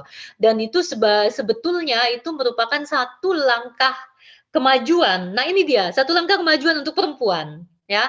Karena pada akhirnya perempuan bisa menentukan gitu, apakah dia menginginkan laki-laki ini atau tidak gitu. Kebayang nggak itu di abad keberapa itu si Ratu Eleanor itu ya. Nah itu kemajuan gitu untuk perempuan gitu. Ya, tetapi pada akhirnya si Catherine Deneuve, nah dan ini kan akan menjiwai mentalitas, mempengaruhi mentalitasnya laki-laki dan perempuan di Prancis gitu ya. Dalam arti bahwa laki-laki akan merayu gitu dan nanti si perempuan ini akan menolak atau tidak gitu. Itu kan konsen tuh. Lihat di sini betapa betapa ilusi konsen gitu. Jadi seolah-olah si perempuan itu menolak atau menerima, dia mengambil keputusan untuk itu gitu. Tapi lihat tidak di sini bahwa si laki-laki yang akan aktif lebih dulu untuk merayu, untuk mendekati gitu. Dan di Prancis kan itu baru kata apa ada kata nona dan ada kata nyonya. Ya, semua perempuan itu ketika dipanggil nyonya itu akan kecuali kalau ketika usianya sudah cukup umur dan seharusnya itu usia yang normatifnya dia harus menikah oleh budaya, oleh masyarakat tuntutannya gitu. Ya, ketika dipanggil mademoiselle itu memalukan. Dipanggil nona itu memalukan karena dianggap sebagai perawan tua. Ya. Tetapi ketika dipanggil tapi dalam usia tertentu gitu ketika dipanggil nona itu menyenangkan karena tampak muda dan tampak menarik karena itu dipanggil nona. Karena ketika dipanggil nona oleh laki-laki itu seolah-olah sudah menjadi kode bahwa si laki-laki ini tertarik pada si perempuan ini gitu. Ya, jadi si Catherine Deneuve itu akan menolak gerakan Me Too bahkan bersama sekelompok perempuan ya yang akan melakukan penolakan terhadap gerakan Me Too di Prancis waktu itu ditandatangani oleh 100 perempuan kalau tidak salah dan itu nanti mereka bablas dalam tanda kutip bahwa ada yang sampai bilang bahwa toh bukankah perempuan ketika diperkosa saja itu ada yang menikmati, ada yang orgasme gitu. Ya itu semua aku bahas di buku sebetulnya ya. Nah, jadi itu wacana maskulinis, wacana anti feminis tapi yang datang dari perempuan sendiri kepada kelompok perempuan lain gitu. Dengan maksud apa? Sebetulnya ini dia bahayanya adalah Catherine Deneuve dan kawan-kawan dan teman-temannya ya itu sebetulnya itu membela hak perempuan. Ya, menurut mereka waktu itu mereka sama sekali tidak salah gitu. Mereka berada di pihak yang dalam tanda kutip benar dalam arti membela hak perempuan gitu. Hak perempuan untuk mengambil keputusan atas tubuhnya gitu. Ya, itu. Ini tidak saya kasih foto ini untuk simbol sebagai karena laki-laki biasa itu, perempuan biasa itu bisa jadi kita, gitu kan. ya, yang mungkin tidak menyebut diri sebagai feminis, yang tidak merasa sebagai pemerkosa, tidak pernah menyuiti perempuan di jalan gitu, tidak pernah menggoda perempuan, ya tidak pernah mengganggu perempuan, selalu memberikan perempuan kesempatan untuk bicara gitu ya, dan seterusnya gitu. Nah, ini yang tadi aku bilang neofeminisme, ini sebetulnya si Jenny Lesbian ini yang dia nulis, buku gitu tentang, tapi nanti akhirnya dianggap sebagai membenci laki-laki, dia sendiri sebetulnya tidak membenci laki-laki ya, dia sekalipun, dia lesbian, tapi karena dia lesbian lalu dia menulis buku ini gitu, habislah dia iniin ya, di apa, dihujat gitu ya, termasuk juga si Pauline ini yang menulis buku, Moi les hommes je les déteste, saya, laki-laki itu saya benci gitu kan. Kalau saya benci laki-laki gitu. Ini diterjemahkannya, I hate men gini kayak apa, tidak ada penekanannya kepada bahwa saya gitu, laki-laki, saya benci mereka gitu. Di judul Prancisnya itu lebih ada penekanannya. Jadi memang lebih lebih apa namanya, waktu itu lebih mengguncang gitu sebetulnya. Dan nanti ini ada Elisabeth Badinter atas nama Simone de Beauvoir gitu, dia sering sering mengatasnamakan, dirinya sebagai Simone de Beauvoir gitu ya. Nanti dia juga banyak dikritik gitu, ya karena nanti dia akan bilang bahwa, harus, dan sebetulnya juga, yang dia lakukan sebetulnya maksudnya dia adalah jangan sampai kita membenci laki-laki gitu ya. Tapi nanti, apa namanya, pemikiran-pemikirannya dia juga tidak semuanya diterima, tapi dia sebetulnya yang termasuk yang pertama yang akan menulis kajian tentang maskulinitas, gitu. Nah, ini semua lalu nanti persaingan antar perempuan gitu ya, ini termasuk sebetulnya persaingan di antara feminis itu sendiri, ya. Karena ketika Bell Hooks, menyebut Beauvoir, Beyonce sebagai, teroris gitu ya, apa namanya, bisa dipahami sebetulnya ya, karena Bell Hooks sebetulnya juga, melihat kepada, bahwa Beyonce itu kan, menormalkan seolah-olah membuat banal kekerasan ya di dalam beberapa klipnya gitu ya. Itu teman-teman bisa baca ya, apa, kita jangan lihat loh kok, Bell Hooks saja sampai terjebak gitu untuk mengatakan Beyonce sebagai teroris gitu ya. Jangan ke situnya gitu, tapi, karena sekali lagi, jangan salah semua perempuan itu terjebak gitu, di dalam, kompleksitas persoalan ini gitu ya. Tapi, bisa dibaca, tulisannya Bell Hooks itu yang tentang kekerasan di dalam apa, karena itu, bagus sekali ya sebetulnya. Dan sebetulnya bukunya Mas Boim itu saya kira kalau nggak salah ya, saya nggak baca bukunya ya, tapi kalau nggak salah itu kan kumpulan artikel yang dulunya sendiri saya sempat baca gitu. Apa, tulisannya Mas Nur Hasim itu loh, yang dari Aliansi Laki-Laki Baru ya, Mas Boim banyak mengangkat saya kira tentang bell hooks gitu. Itu juga sebabnya saya pikir, saya tidak banyak bicara tentang bell hooks di dalam kajian, apa, akhir penjantanan dunia gitu. Dan saya memang lebih berfokus kepada, teks-teks Prancis itu sendiri gitu, supaya kita dapat pemahaman, apa, perspektif lain juga gitu untuk teman-teman kritisi ya, gitu. Nah nanti, dari sini kita akan lihat gitu kan ketika, Emily, saya agak sulit setiap kali saya lupa nama keluarganya itu Raja Raja apa itu Ketotski apalah ya. Nah ini, apa, dia akan menyebut diri dia sebagai feminis gitu, tapi di satu sisi, apa, dia akan dibilang kok feminis seperti itu gitu ya, tapi dengan, salah satu dengan bukunya yang dia tulis ya, tulisan-tulisannya itu kan cukup, apa, kalau dari tulisan-tulisannya pada akhirnya banyak perempuan yang, apa, menjadi, eee merebut kembali kebebasan si perempuan itu, hak si perempuan, kepemilikan perempuan atas tubuhnya gitu. Dan sebetulnya, nah masalah feminis seksi, masalah feminisme Beyonce, kepatuhan feminin dan sebetulnya dan semuanya itu saya bahas ya di dalam buku untuk teman-teman yang belum baca gitu. Dan ini, kita tanpa sadar kita karena kita dengan budaya populer ya, itu kita dicekoki gitu oleh masalah persaingan antar perempuan gitu. Ya, itu dengan si Meghan sama si siapa ini namanya lupa aku.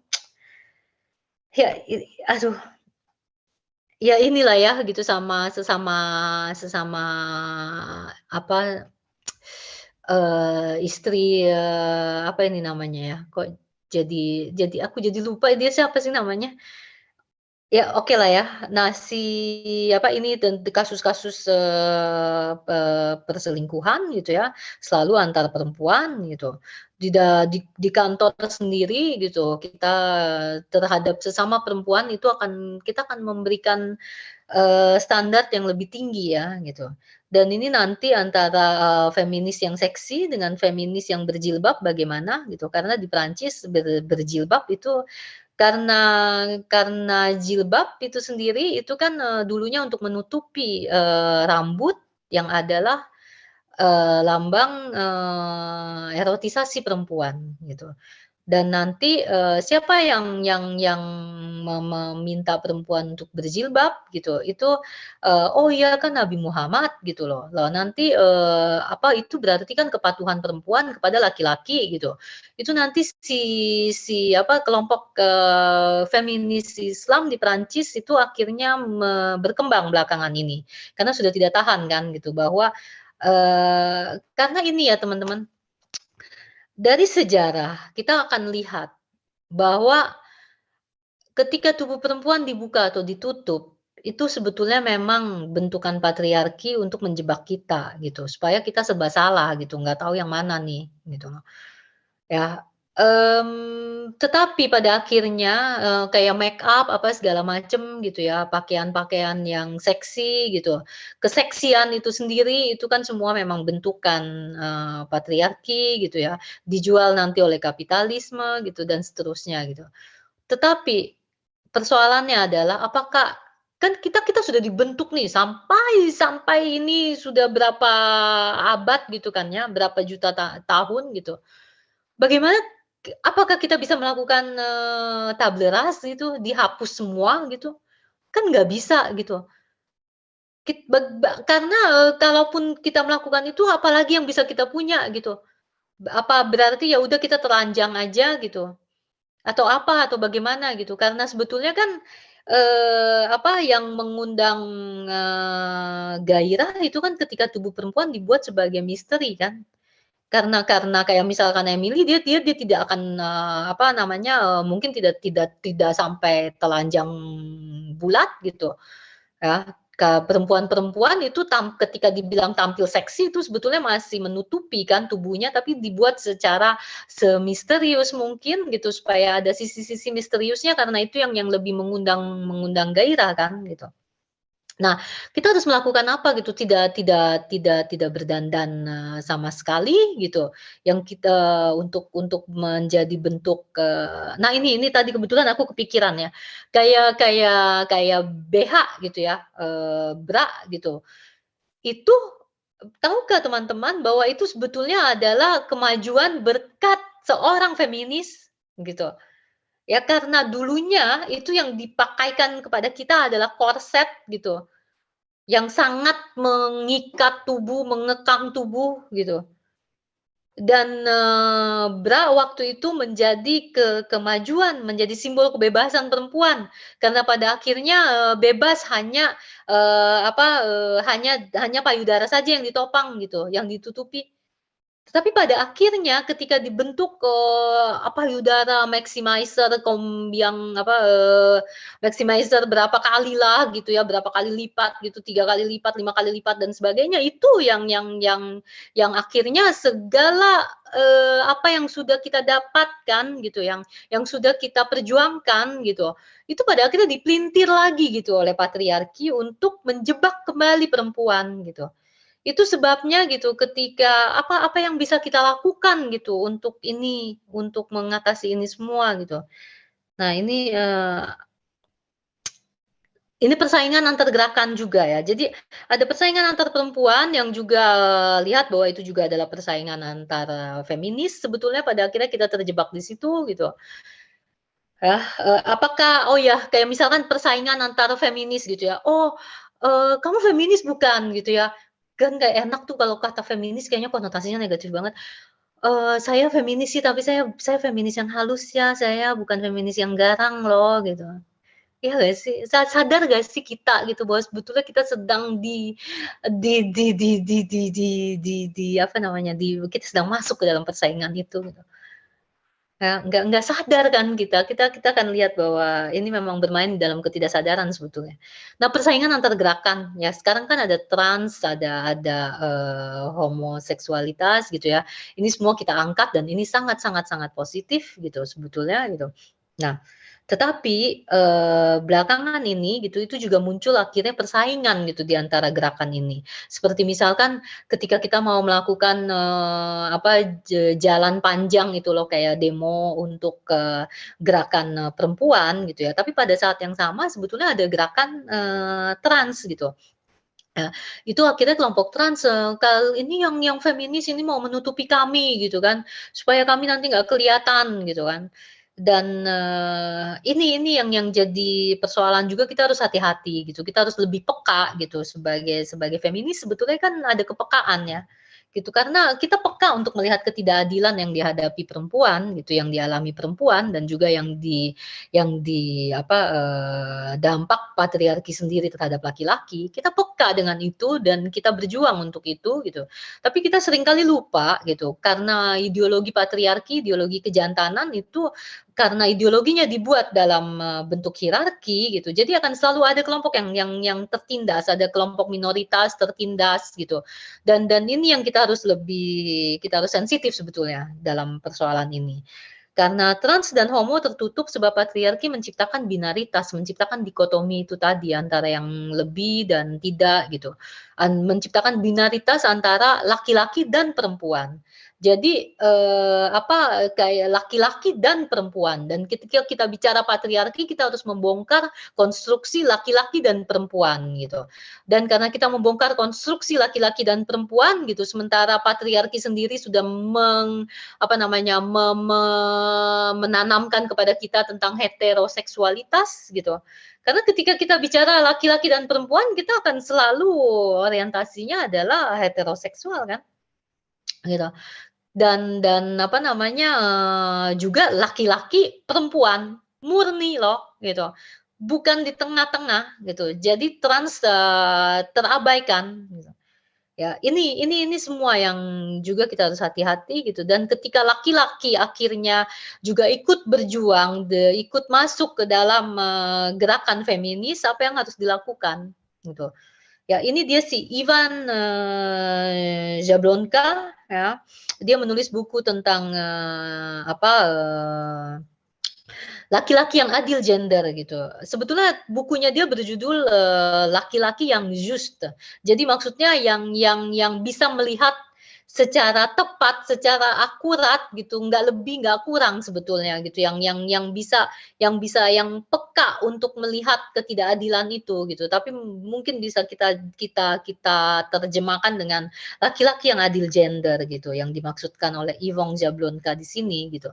Dan belakangan ini setelah dia menulis buku, dia cukup banyak dipanggil, tapi akhirnya ini menjadi, kok laki-laki yang bicara atas nama perempuan gitu, bahaya ya, gitu loh. Ya karena memang juga yang kita harus hati-hati di sini adalah, laki-laki itu adalah kelompok yang mendapatkan, privilege tentu saja gitu. dan, laki-laki sebagai, pelaku awal gitu, tetapi juga akhirnya dia menjadi korban. Lalu bagaimana, tetapi dia harus dilibatkan karena kalau tidak kita akan bergerak melawan angin gitu. Tapi bagaimana pelibatannya gitu. Ini yang selalu, ini juga sudah ditegaskan juga oleh Simone de Beauvoir gitu, laki-laki harus diikut sertakan, tetapi jangan sampai laki-laki mengambil alih suara perempuan, gitu. Jadi laki-lakinya sendiri, Yvonne Jablonka sendiri itu menegaskan gitu, bahwa laki-laki itu juga harus menelisik dirinya dan harus terus mempertanyakan dirinya gitu. Jangan sampai dia mengambil, dia jadi gerakannya dia, perjuangannya dia itu akan menutupi perjuangannya perempuan. Karena yang minoritas-minoritas ini harus diberi penekanan sebetulnya, karena kalau tidak nanti nggak kelihatan gitu dan akhirnya akan tenggelam. Sementara sebetulnya kan penting dulu untuk ketidakadilannya dia, untuk menumpas ketidakadilan yang dialami kelompok-kelompok ini gitu, baru nanti akan bersama-sama menuju kemanusiaan gitu loh. Ya karena memang dasarnya sebetulnya kan itu gitu, tetapi hati-hati dulu gitu loh, itu maksudnya gitu. Jadi buat teman-teman yang laki-laki di sini gitu, tolong ikut, ambil bagian dalam perjuangan feminis gitu, tapi juga, memang kepada teman-teman itu akan jauh lebih dituntut untuk bisa, terus-terusan menginterogasi diri juga gitu. Jangan sampai, menutupi perjuangan perempuan gitu. Jadi apakah entah dilakukan secara paralel gitu seperti Mas Boim gitu sebetulnya udah lama kan ya, dari 10 tahunan yang lalu apa lebih ya. Nah nah ini dia, kenapa sih ini semua ada gitu ya, kenapa ada persaingan-persaingan antar perempuan, kenapa antara kita feminis sendiri kita masih sering, sering sering kadang ada ucapan-ucapan yang apa namanya, yang kita nggak bermaksud melakukan itu, tapi ternyata melukai perempuan lain gitu. Ya, tapi ternyata kita yang sudah menganggap diri dan menyebut diri sebagai feminis gitu, ternyata masih ada kalimat-kalimat kita yang sebetulnya misoginis loh, yang kita sendiri melanggengkan patriarki. Kenapa demikian gitu? Sebab teman-teman ya, semua yang kita ucapkan, apa nih yang saat ini saya ucapkan nih sebetulnya, ini main di dalam wilayah kesadaran. Ya secara sadar kurang lebih kalaupun ada itu masuk ke dalam alam, yang sub ketidaksadaran gitu. Tapi tidak apa, yang ketidaksadaran itu tidak tergali di dalam percakapan-percakapan kita yang biasa dan sebagainya itu sebetulnya tidak ada gitu, tidak tidak muncullah istilahnya ke dalam wacana-wacana yang ketika saya misalkan sudah menulis buku ya teman-teman gitu, itu adalah bagian kesadaran saya. Ya, jadi nanti itu sebabnya jangan pernah menjadikan seseorang sebagai model gitu, sebagai teladan, sebagai apapun gitu, karena nanti kita akan kecewa. Kenapa? Karena ketidaksadaran saya sebagai manusia, seperti teman-teman sendiri sebagai manusia, sefeminis apapun kita, di dalam ketidaksadaran kita, itu ketidaksadaran kita tetap bergender. Kenapa demikian? Karena kita sudah dibentuk oleh sejarah, prasejarah sedemikian rupa dan itu sudah masuk ke dalam ketidaksadaran kolektif kita. Apa sih yang dimaksud dengan ketidaksadaran kolektif ketika kita berbagi bersama image yang sama tentang sesuatu hal. Ya, ketika kita berbagi misalkan ketika kita menyebut kata janda, apa yang ada di dalam otak kita? Apa yang keluar ketika ketika kita menyebut istilah pelakor, apa yang muncul di dalam benak kita? Dan kita berbagi image yang sama, imaji yang sama dengan orang lain, itu masuk ke dalam ketidaksadaran kolektif kita. Itu sebabnya gitu, itu sebabnya kenapa patriarki itu sulit, kenapa ada inkoherensi antara ucapan dan perbuatan kita, gitu. Karena ketidaksadaran kita masih bergender. Kapan dong kalau gitu ketidaksadaran kita tidak akan bergender? Kapan ketidaksadaran kita tidak lagi patriarkis? Akan butuh waktu yang sangat lama, tetapi saya cukup optimis karena kalau saya ngobrol dengan teman-teman di sini yang muda, yang belia-belia ya, mereka itu nggak ngerti sebetulnya kenapa kita bermasalah dengan pakaian. perempuan gitu. Karena mereka nggak pernah ada, nggak pernah nggak pernah, terlibat dalam masalah itu gitu. Mereka lahir udah masuk ke dalam yang semua perempuan bisa pakai baju apa aja gitu. Ya mereka tidak paham tentang ada pengobjekan tubuh perempuan gitu ya. Tetapi itu sebabnya juga yang membuat saya optimis adalah karena itu tidak masuk ke dalam ketidaksadaran mereka, gitu loh, pengobjekan ini gitu. Ya jadi, apa namanya, saya yakin gitu ya bahwa bahwa kita sebetulnya sedang melakukan, kita sedang menuju ke arah sana gitu, tapi memang mengubah ketidaksadaran yang sudah masuk beribu-ribu, berjuta tahun gitu, itu tidak akan gampang. Ya, ini kalau teman-teman yang mendalami psikologinya Jung itu mungkin akan juga paham gitu, mendalami psikologinya, psikoanalisisnya Jacques Lacan, itu akan paham gitu bahwa ketidaksadaran ini sesuatu yang sangat sangat sangat sangat kuat gitu dan, butuh waktu untuk membongkar yang ketidaksadaran. Tapi yang penting sekarang adalah bahwa sudah masuk dulu ke dalam sudah menjadi bagian dari kesadaran kita dulu bahwa kita secara sadar kita yang ada di sini, kita ingin mengakhiri penjantanan dunia gitu. Ya nanti nanti ada perbedaan 2 jenis misogyny ya, gitu. Karena ada perbedaan antara yang disadari dengan yang tidak disadari ini gitu ya. Jadi nanti kita, nah ini konsen perempuan tidak terjamin ini, apa namanya, ini kelihatan atau tidak gambarnya ya, itu sebetulnya dia tidak ya dia melakukannya hanya karena kewajiban saja gitu ya. Ini di buku saya bahas gitu ya, bahwa ini sebetulnya, bukan tidak ada konsen tapi dicium dan kita dan kenapa ini masuk ke dalam ketidaksadaran kita, lihat bagaimana kita didongengkan dari dulu gitu. Tentang putri tidur gitu yang dicium pangeran dan akhirnya bangun gitu loh ya. Ini kan gitu loh. Jadi konsen ketika sama-sama sepakat itu menjadi sebetulnya konsen perempuan tidak terjamin gitu. Nah ini tahu gak judulnya apa? Judulnya adalah douce resistance. Jadi resistensi yang halus gitu, yang lembut gitu. Jadi bagaimana kita bisa resisten tapi lembut gitu.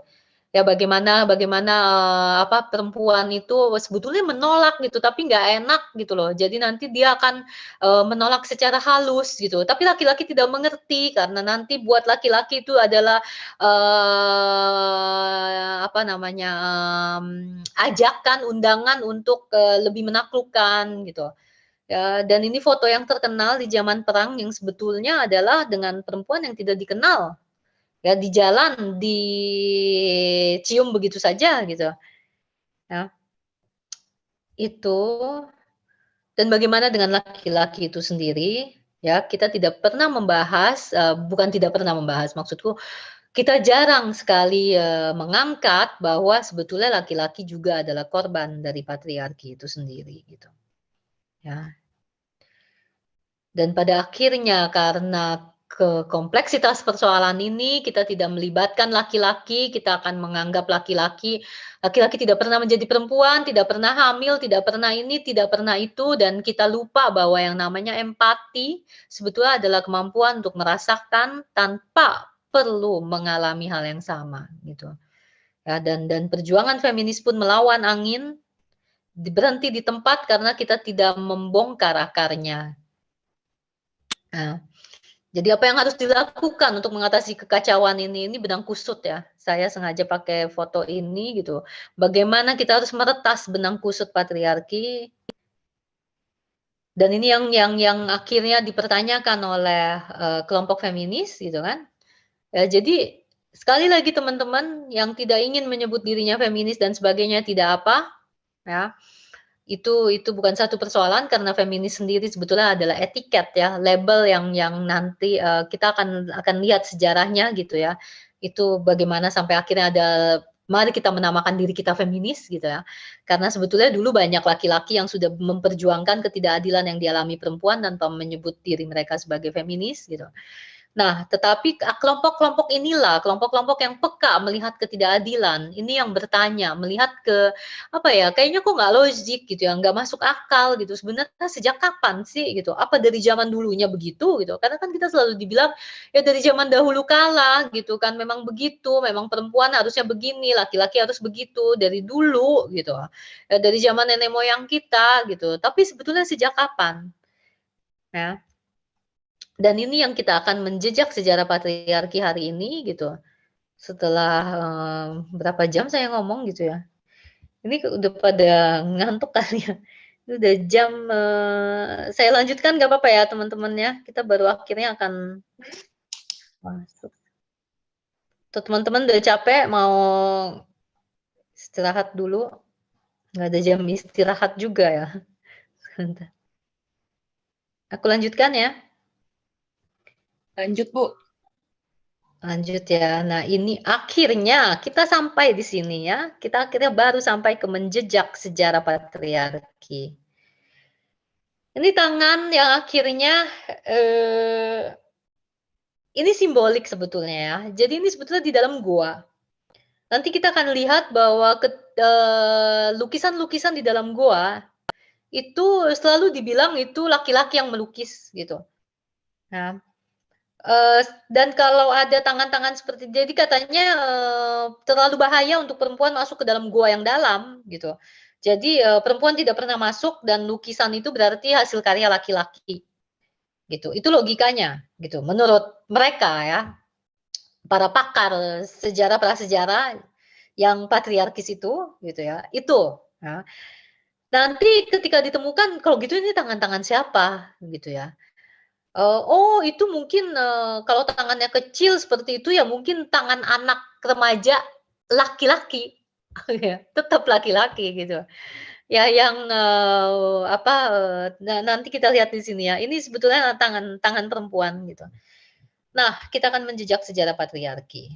Jadi apa yang perlu dipahami dari ini semua ya, dengan adanya kekacauan-kekacauan seperti ini, yang akan kita pahami adalah dalam 4 hari ini awal penjantanan dunia, esensialisasi perempuan dalam trinitas peran perawan ibu pelacur, dan konstruksi kejantanan yang sebetulnya berarti kita akan bicara banyak tentang sejarah misogini.